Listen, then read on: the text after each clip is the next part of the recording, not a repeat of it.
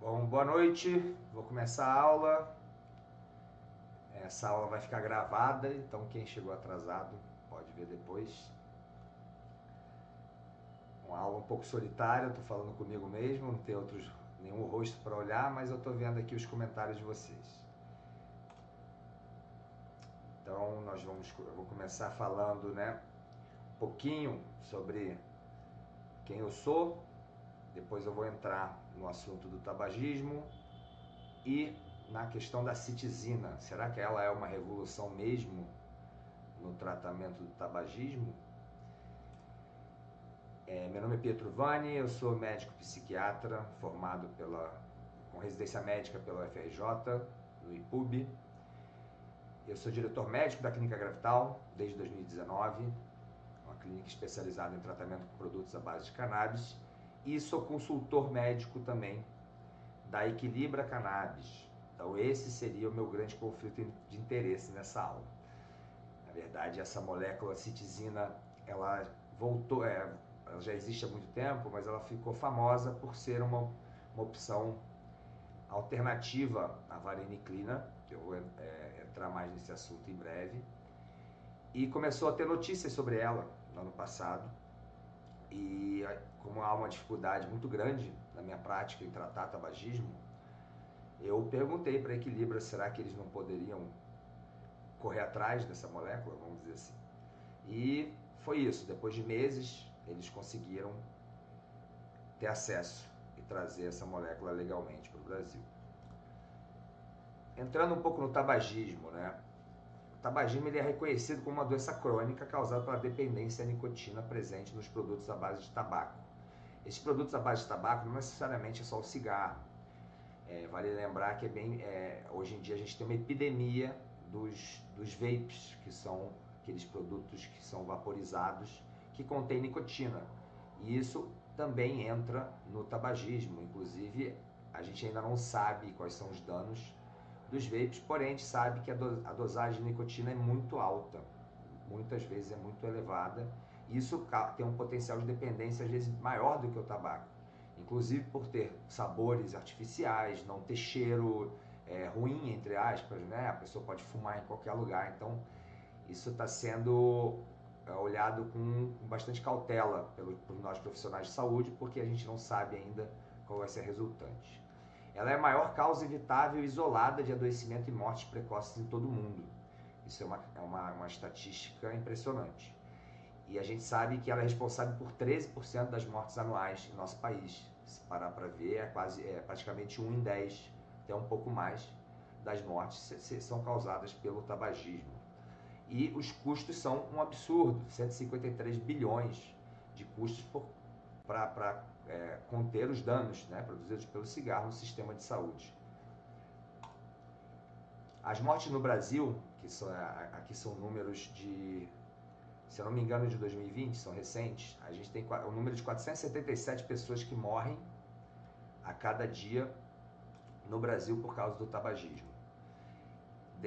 145 mil mortes aproximadamente podem ser evitadas. E a gente tem uma escala. Obviamente, a primeira escala de ordem, A primeira, com certeza, a doença pulmonar obstrutiva crônica, que pode ser, que é depois DPC, que pode ser enfisema ou bronquite crônica.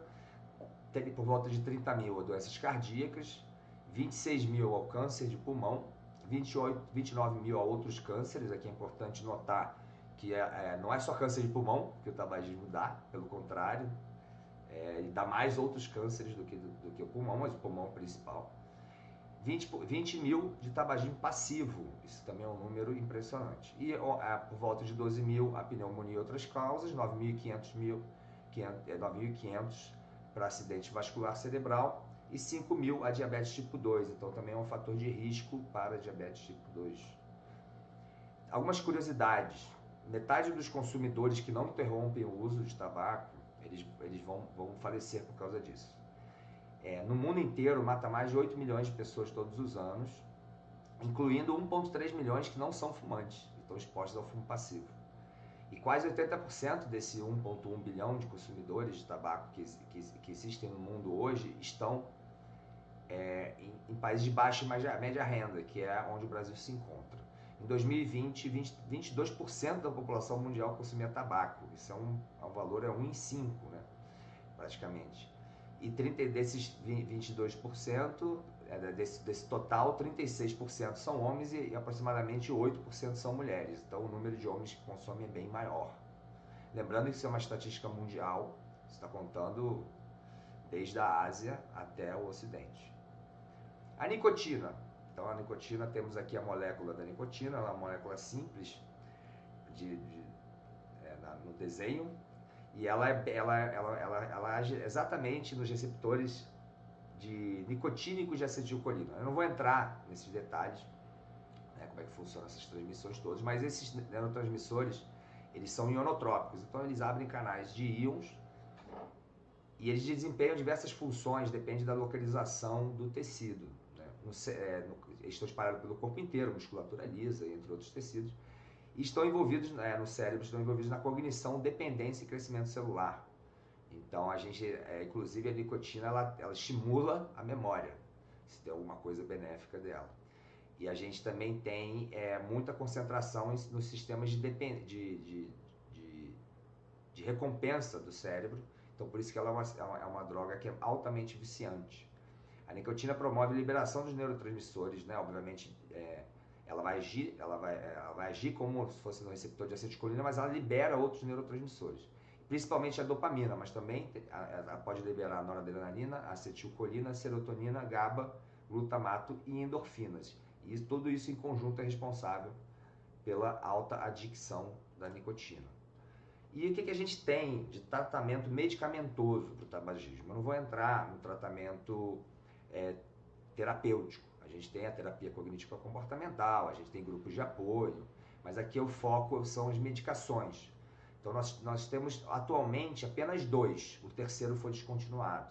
A gente tem a terapia de reposição de nicotina, que você pode ser adesivo, pode ser gomas de chicletes, né, de nicotina ou pastilhas, e você vai com a dose mais elevada, o adesivo numa dose elevada, e a cada semana você vai diminuindo essa dosagem para fazer o desmame, vamos dizer assim, da nicotina.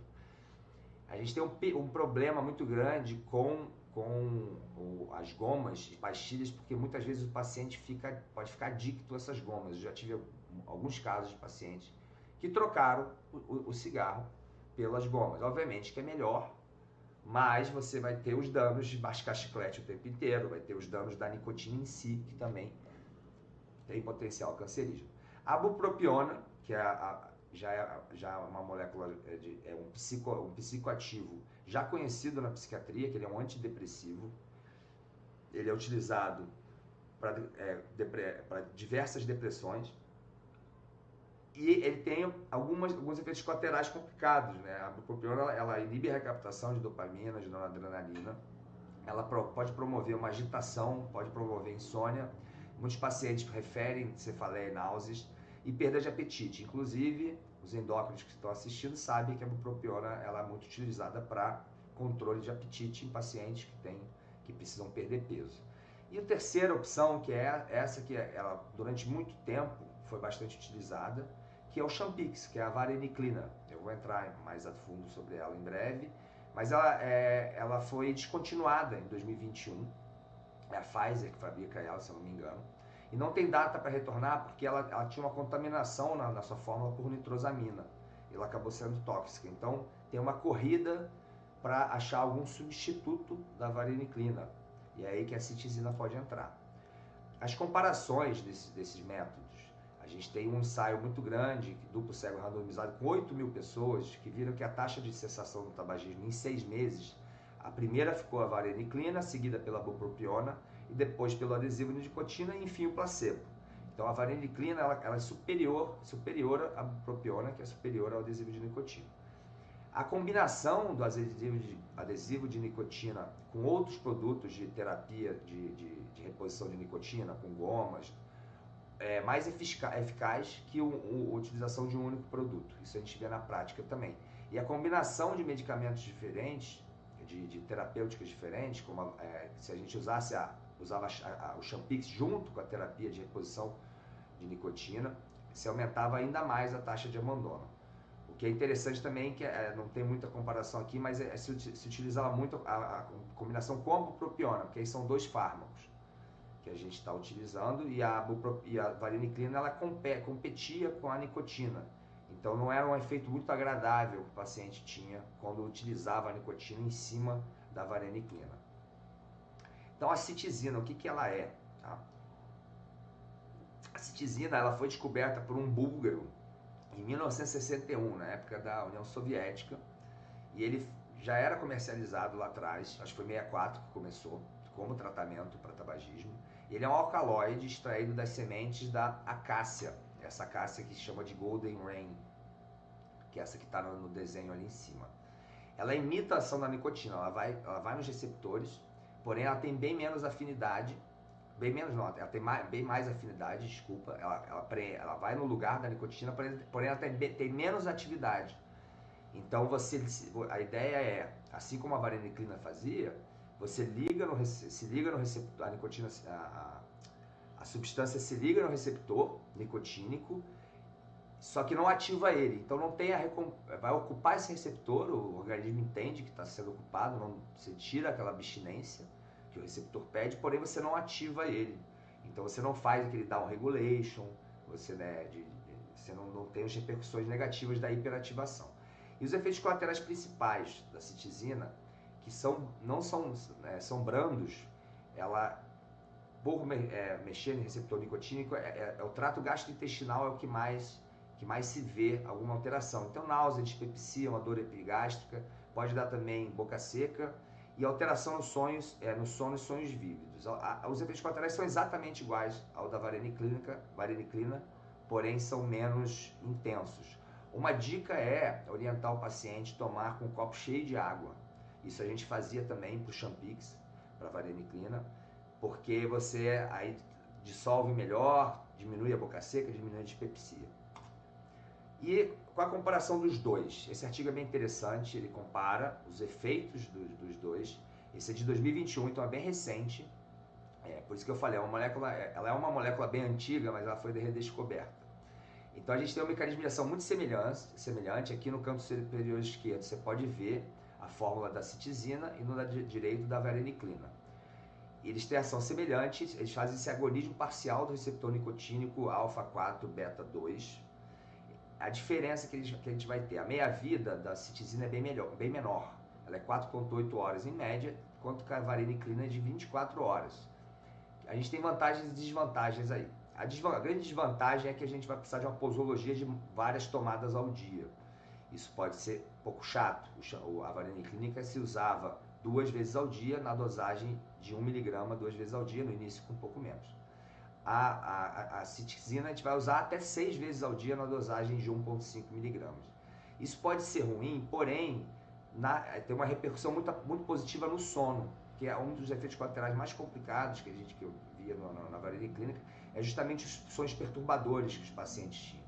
Então, por ter uma meia-vida mais curta, a gente tem uma ação reduzida. Inclusive, a última tomada da noite, a gente pode antecipar ela para o paciente já dormir com essa meia-vida já bem reduzida.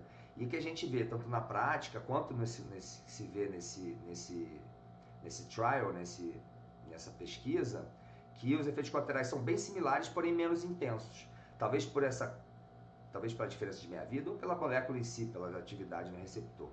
Foram 1.452 participantes. Após 6 meses não teve diferença significativa nenhuma. O que aconteceu? 11,7% estavam sem fazer uso cessaram o tabagismo na citizina e 13,3% cessaram o tabagismo na vareniclina. Então a gente tem uma diferença que não é estatisticamente significante. Porém, o tratamento da citizina foi 25 dias somente. O da vareniclina que são 3 meses, na verdade 12 semanas, que daria 84 dias de tratamento. Então a gente não tem o protocolo sugerido da citizina, ele é menor, mas eu vou também comentar sobre isso. Outro artigo que vale a pena dar uma olhada, que é uma meta-análise, uma revisão sistemática, ou seja, a gente tem o maior nível de evidência possível. Então foram avaliados 14 ensaios clínicos randomizados com quase 10 mil adultos, Então a citizina foi superior ao placebo e as terapias de reposição de nicotina. Na verdade é TNR, né? Porque eu botei em inglês, NTR, mas não foi superior à vareniclina, né? Ela é semelhante à vareniclina. E a citizina aumentou os efeitos adversos gastrointestinais em relação ao placebo, porém menos em relação à vareniclina. Então a gente está diante de uma molécula que potencialmente tem a mesma eficácia que a vareniclina com menos efeitos colaterais. Como é que a gente prescreve a vareniclina? A gente vai ter um protocolo sugerido que vem da bula. Isso foram alguns ensaios clínicos que eles fizeram, ainda a gente não tem, isso não foi muito bem estruturado, a gente não sabe se tem outros protocolos possíveis. Eu vou falar um pouco da minha experiência, dos detalhes de prescrição, que eu acho que vale a pena a gente notar. Então, basicamente seguir esse padrão. Então, do dia 1 ao dia 3 vai ser um comprimido a cada 2 horas, com a dose máxima de 6 comprimidos. Lembrando que tem uma dose máxima diária. Então, beleza, o paciente acordou, vamos lá, 9 da manhã. Já esqueceu de tomar ali nas primeiras 2 horas. Quando lembrou que estava com vontade de fumar, tomou um comprimido. Aí, a cada 2 horas ele foi tomando. Às vezes afastou, deu 4 comprimidos no dia, não tem problema nenhum.